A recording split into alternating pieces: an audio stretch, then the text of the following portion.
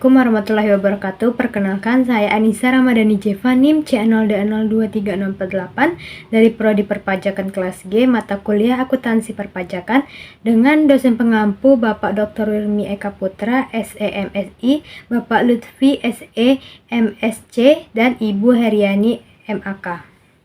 Di sini saya akan mempresentasikan atau menjelaskan konsep dasar akuntansi perpajakan.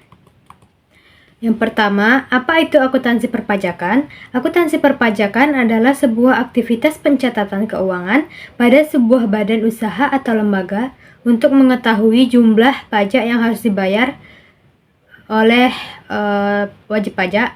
Dalam sebuah perusahaan, akuntansi perpajakan sangatlah dibutuhkan. Biasanya akuntansi dan perpajakan ini saling berkaitan baik di kantor pelayanan pajak atau di perusahaan.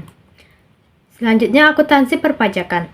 Akuntansi menyajikan informasi tentang keadaan yang terjadi selama periode tertentu bagi manajemen atau pihak-pihak yang berkepentingan dengan bertujuan untuk menilai kondisi dan kinerja perusahaan.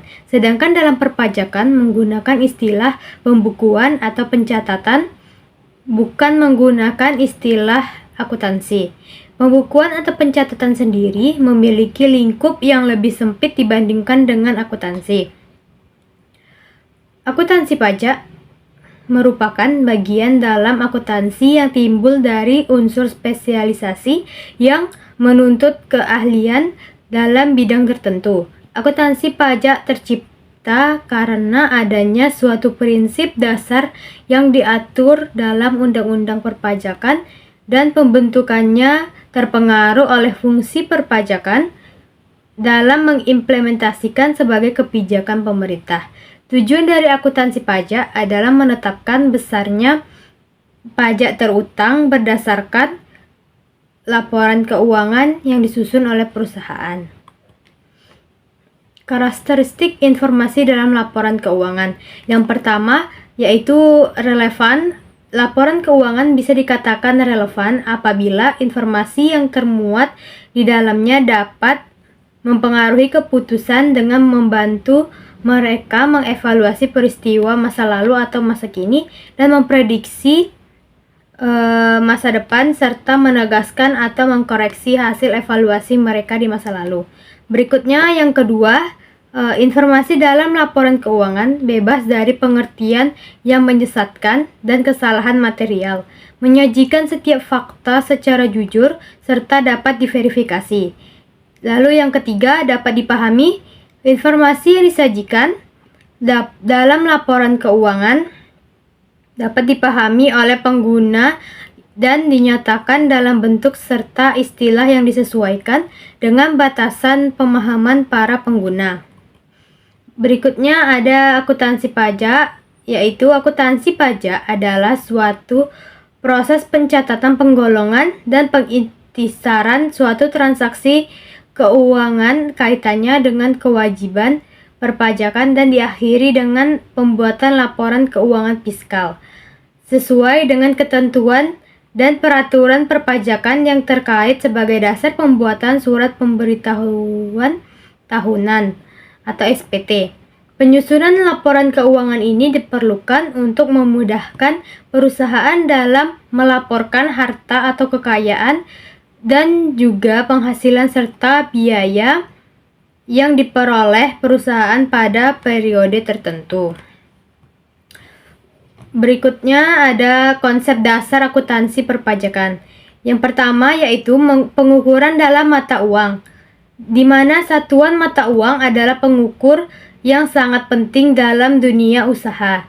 Yang kedua, kesatuan akuntansi. Suatu usaha dinyatakan terpisah dari pemiliknya apabila transaksi yang terjadi dengan perusahaan bukanlah transaksi perusahaan dengan pemiliknya. Yang ketiga, konsep kontinuitas. Konsep ini diatur bahwa tujuan pendirian suatu perusahaan adalah untuk berkembang dan mempunyai kelangsungan hidup seterusnya. Yang keempat, periode akuntansi.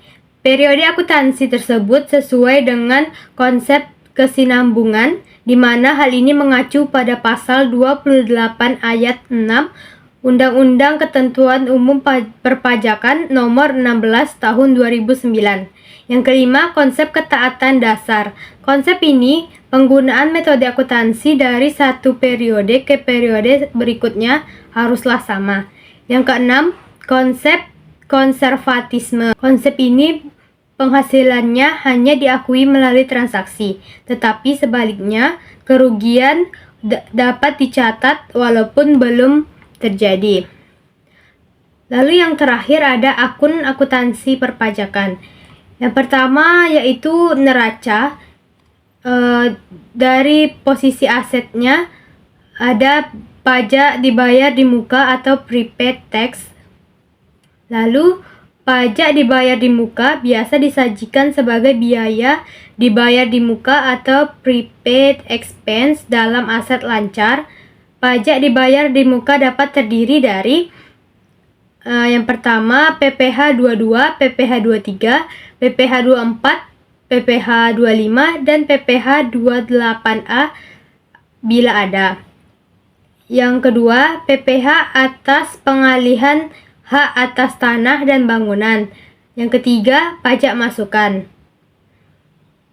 Lalu akun kedua, di sisi kewajiban, ada utang pajak atau tax payable yang terdiri dari PPh 21, PPh 23, PPh 26, PPh 29, dan pajak pengeluaran.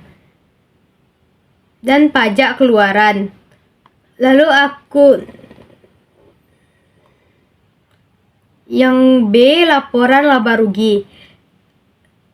Yang pertama, beban pajak penghasilan atau income tax expense. Yang kedua, PBB atau pajak masukan yang tidak dapat dikreditkan, dan biaya materai dicatat sebagai beban operasional atau operational expense. Segitulah materi dari saya, kurang dan lebihnya saya mohon maaf. Saya akhiri. Wassalamualaikum warahmatullahi wabarakatuh.